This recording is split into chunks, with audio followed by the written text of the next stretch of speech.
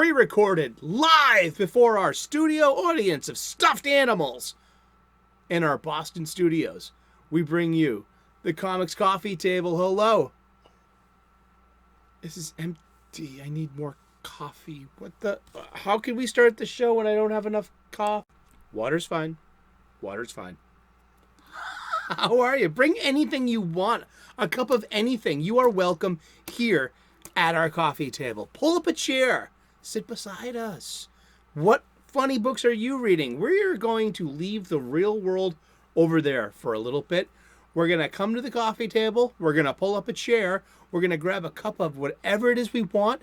Maybe even have a snack. We're taking a break. We're hanging out with each other. And we're going to talk about comic books just for a couple of minutes, as we do every day, 3 p.m. U.S. Eastern. We talk about comic books. Thank you so very much for tuning in today. What are you drinking today? I got a bottle of water.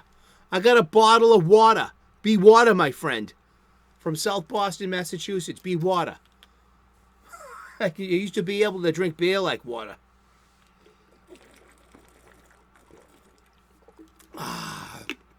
Thank you so very much for tuning in today. We talk comics here. The coffee table was always where my friends and I would hang out, and we would just shoot the shit, and there would always be a stack of movies, a stack of music, a stack of books, and especially a stack of comic books. You know, we're always trying to get each other to read, you know, everyone else's, picks. And so in that spirit, we congregate here at this coffee table once a day, and we just talk about comic books for a few minutes and hang out. If I can catch you in the live chat, I'm blessed. Sometimes I'm usually getting out of work about 3 p.m. U.S. Eastern. But for the most part, I've been able to catch a lot of the live chats, and it's so good to see everyone. If you can't make the live premiere, don't worry about it. Contribute to the conversation in the comment section. They're open for you. Let me know what you're reading. Let me know what you think about today's episode.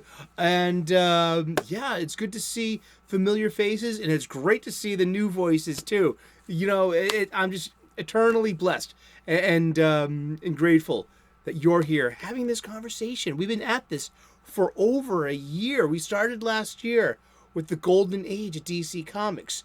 It was a 365 days book. I would open up to today's date. We would look at some comic book art of an antediluvian age. We would read the blurb, and then we'd talk about comic books. This year, we're using these two books. The Overstreet Comic Book Price Guide, the 52nd edition, most current edition. The Overstreet Guide to Grading Comics, the 6th edition, released in 2021. These were presents from my parents for Christmas. So this year is dedicated to my parents. I love you. Thank you so very much. And what we're doing is, I noticed that I needed to give my comic book collection some love. They need new bags, new boards, and new boxes, and that's what we're doing. So, one of the missions of this show, besides, proper comic book collection husbandry, is to maybe reinforce a message. Maybe don't get your supplies from your online supply chain. Perhaps order them from your local comic book shop. Why? Because, when they're gone, they're gone. I mean, record stores, candy stores, toy stores, and malls. The traditional newsstand. It's not a thing anymore. So the direct market for comic books is changing. The floppies might even change in the future too. So let's enjoy this while we can. I mean, I feel there will always be some kind of local comic shop that it might contract into some real honed boutique market, just like focused at the genre, and people like me that are part of it. So but I think I think the times are a-changing, and you don't have to be a weatherman to know which way the wind blows.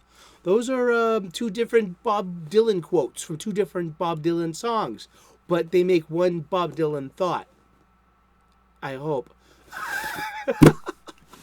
Awesome. So thank you so very much. So while I'm rebagging, reboarding, and reboxing my entire collection, I'm also going to give myself a ballpark estimate of what is my collection worth, and also hopefully sell off chunks of it as I go along. And I'm also genuinely surprised when I come across an issue here or there that has, some value, and I'm like, well, looky here, isn't that cool? Ain't that something? And I'm so happy to be talking about comic books once a day. So let's get to it. We are not really going to be looking up values today. I still have this stack of New 52 Earth 2 type of comic books to bag and board and box.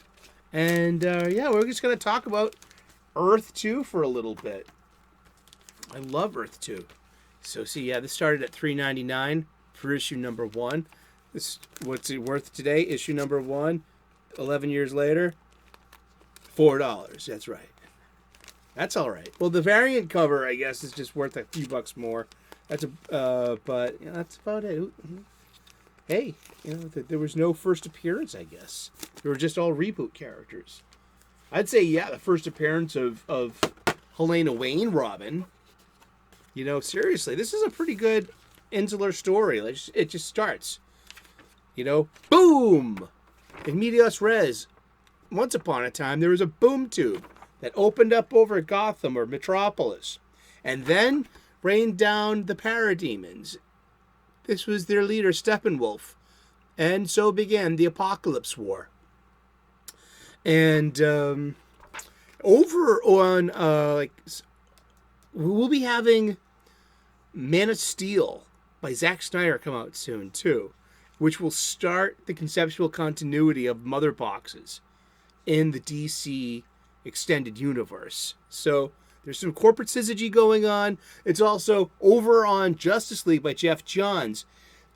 Another the same thing was averted as well. There's an apocalypse invasion, yet it goes badly on Earth 2.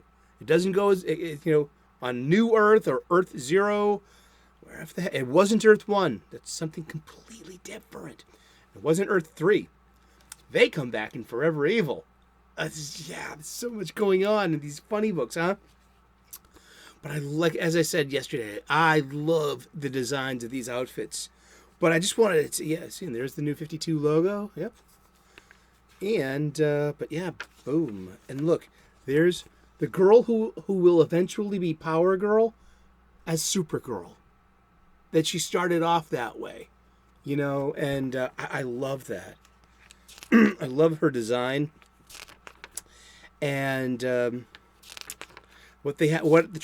Trinity right now are basically the world's only heroes, and all three of them fall to Steppenwolf and his minions. Like right here, Steppenwolf kills Diana, and then blows up Clark Kent, and then. This is great. That's Helena Wayne as Robin. And here's Bruce's sacrifice. And then Supergirl and Robin fly. They chase after Steppenwolf and fly into that boom tube as it's closing. And they'll end up on Earth 0 and become Power Girl and the Huntress. These two. But there's a little bit time goes a little bit forward, and then starts the new batch of wonders of superheroes. It's the Age of Wonders. A memorial. It's the anniversary. So this is 1 year later. So now we found out through exposition that it's 1 year after the death of the Wonders, of Wonder Woman, Superman, and Batman, who died valiantly, saving this earth. And then there's Mr. Terrific. There's going to be a new Flash, Jay Garrick. There's going to be a Green Lantern, and Alan Scott. There's going to be a new Hawk Girl. And that's the, there's the modern reboot of the classic Jay Garrick design. With the silver helmet, the red long sleeve shirt with the almost upside down lightning bolt coming from the hip up to the shoulder. You know what I mean? So it's kept, and the blue pants and the red boots. So it's kept all of those classic Jay Garrick, the iconic colors and the combination where things should be. And here is where this is 2012. Let's see, let's look at the indicia real quick. Now, I got nothing. I'm not one of these outrage. Okay, this is Earth 2, number 2, August of 2012. So, over on Marvel, that's when like the new, all different Marvel Legacy stuff was going on. And so we have an opportunity to make things modernized. And this is where Alan Scott, on this Earth 2, is gay. And that's him and his boyfriend. And then by the end of it, there's following with Green Lantern mythos, they're on a train and there's some kind of accident. And Alan Scott will find the emerald, the Green Lantern and become the Green Lantern. He'll lose his he'll lose his fiance. But I mean, this is so if you're ever wondering, wait a second. How is Alan Scott gay and currently in JSA? When did that happen? Well, it happened here in this Earth 2. And, so they've made that part of Golden Age Jay Garrick's backstory now. I've heard, I've heard of this story over and over again. One of my best friends, in my 20s, she was telling me that, her parents got divorced and then he came out of the closet. This is a story that's old as time. Stuff like that happens.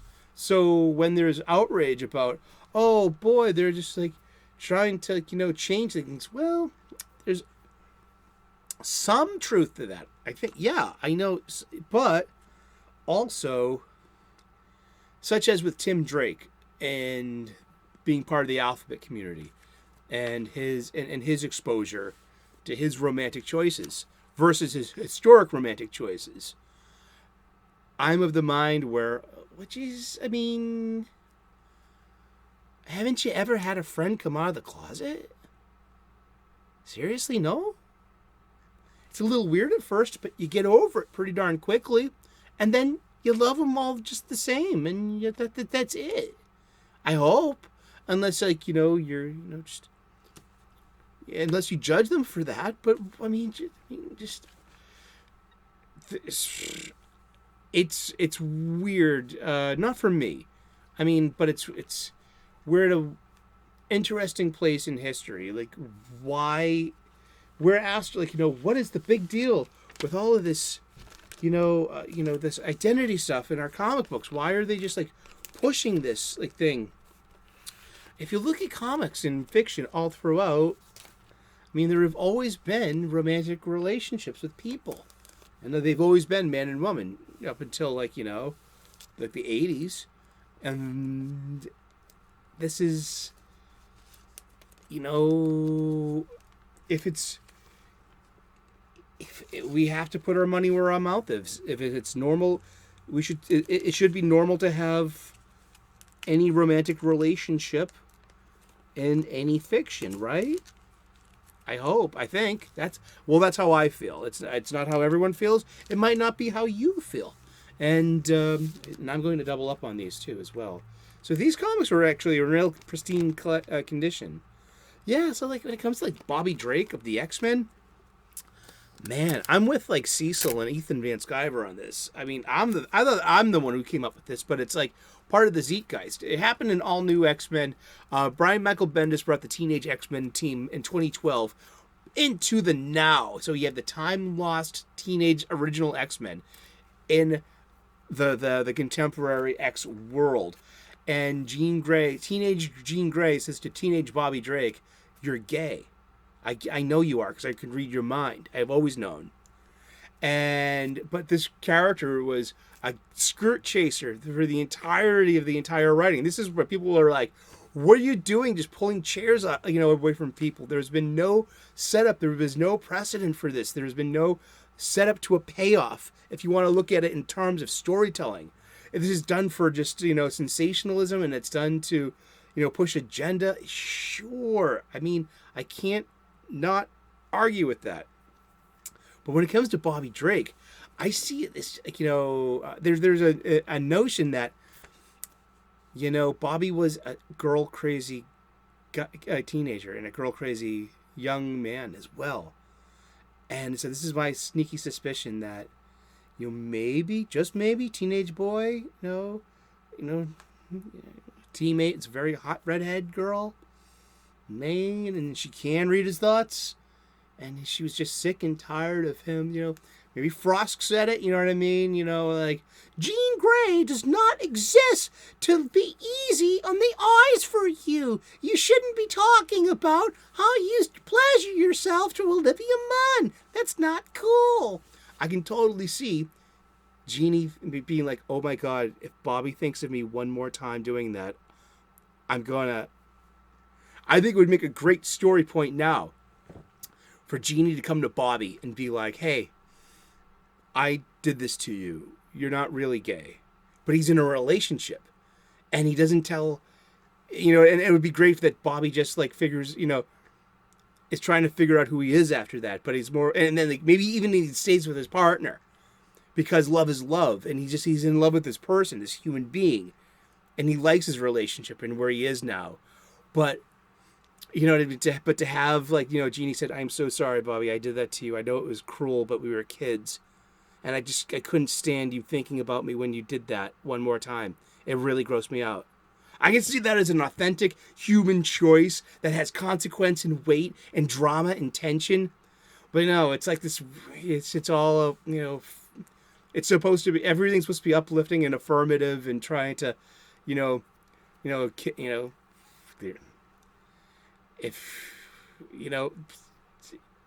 to make the world a safer space, I guess, for kids to be who they are when they grow up. That's what I have to think about that. So this is Huntress and Power Girl number one. Now I got 3 issues of this as opposed to 2 issues of Earth 2. And this has Kevin Maguire art in it. And it has George Perez art in it too. I mean, I love George. So you get these great. Now George Perez, see that close up on the eye? That's classic George Perez. And here we have. They see the Supergirl, and we see the Robin behind them. So it looks like they look a little older too. They look like they've probably been on this world for a few years. This is great. And it's 5 years. They've been on this earth for 5 years. And this is the flashback scene. And that's drawn by Kevin Maguire, who did Justice League and Justice League International. And this is them coming through the boom tube and surviving their travel between dimensions from one parallel earth to another. And this is them forging new identities on this place, this foreign earth. But it keeps Helena Wayne, not Helena Bertinelli, who was the Huntress of the 90s and the double aughts. I mean, it goes back to Helena Wayne, the Huntress of the 70s and 80s of the Bronze Age. Power Girl and Huntress are Bronze Age characters. I mean, yeah, it starts to change in the Copper Age, because the Copper Age is specifically like post-Crisis on Infinite Earths, when there is no more Earth 2, and people's memories of Earth 2 have been changed. They don't remember Earth 2. For a long time, Power Girl had such a convoluted origin story post-Crisis. Like she was some kind of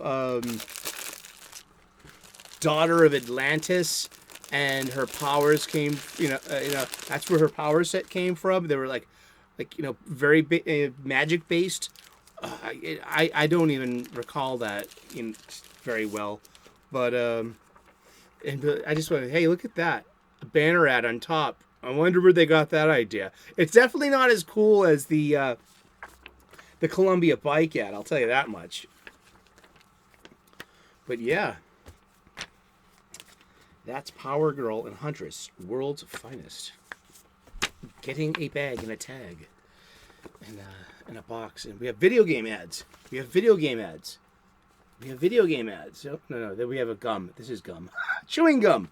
Video games. But yeah, this is an issue 1 and did not keep any value or gain value. It's that is a... So maybe I could sell all these 3 for $10. That would be cool. See, we got 3 in this bag here. Barely fits. That's okay. At least it has a board. That's really what I care about at this point. Now, what happened in between? So now we have Earth 2 Society, and we no longer have the New 52 banner. Okay? This happens after something called Convergence. Convergence... Well, just like, I'm going to read this. We haven't said this in a little... I'm going to read this from the wiki! Yes! Okay. Convergence was a weekly comic book storyline published by DC Comics that ran from April 2015 to May 2015. It ran from an issue number 0, then an 8-issue core miniseries, and then 40 2-issue tie-in miniseries. This was actually, and also this was balanced over across the street at the House of Ideas at Marvel.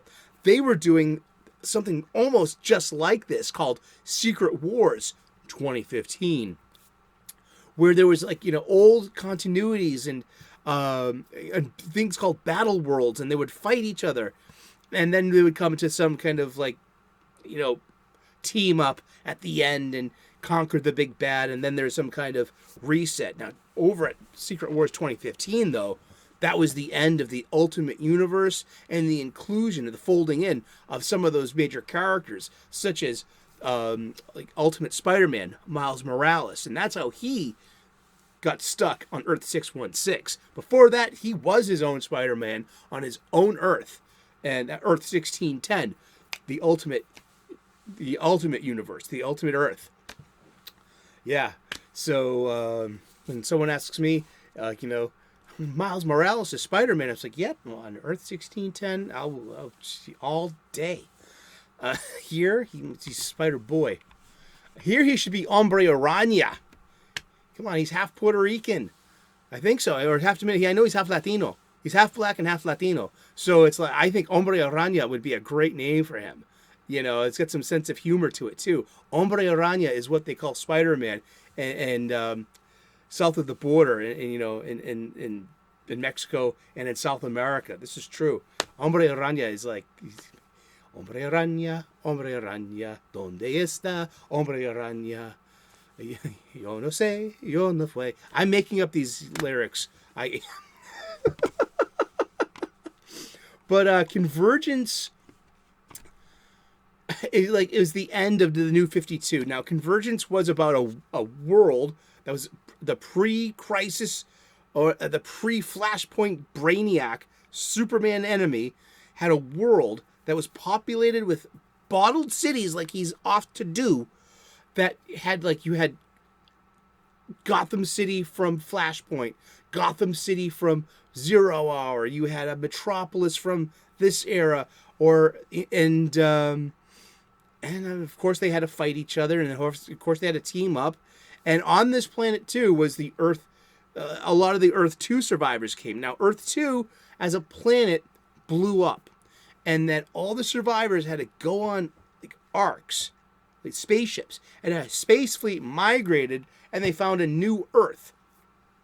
And that's where, after Convergence from 2015 to 2016, there is no New 52 tag. And in 2016 comes the infamous DC Rebirth, the reintroduction of classic Wally West, the introduction of Dr. Manhattan, the start of Doomsday Clock, and the eventually, the having Dark Knight's death metal, culminating in the most recent Dark Crisis on Infinite Earths. And we're in this new age of the dawn of DC, or the dawn of DCU. But Convergence ended this new 52 initiative and was starting to, it brought up the idea of the pre-Flashpoint Superman being back in play as a character who was about 10 years older than the new 52 Superman. And this pre-Flashpoint Superman was married to Lois, had a son named John, that we all know today as Jonathan Kent, son of Kal-El, the teenage Superman. That's right. Oh my goodness. We've been talking about comic books. And we're going to talk about comic books, you guessed it, every day for the rest of the year. So tune in tomorrow, 3 p.m. U.S. Eastern, and we'll find out who we're talking about when we turn the page tomorrow. Please like and subscribe. I would love to earn your subscription. We make daily content here. We talk about comic books here at this Comics Coffee Table. We take a break, we hang out with each other, and we talk about comic books for just a few minutes in our day. And I'm grateful for it. Thank you so very much. We also talk about cooking and spirituality and gratitude, and you can make it part of your day. Thank you so very much. God bless. Namaste. Good luck, and we will see you again tomorrow in those funny pages. Ciao. Bye-bye.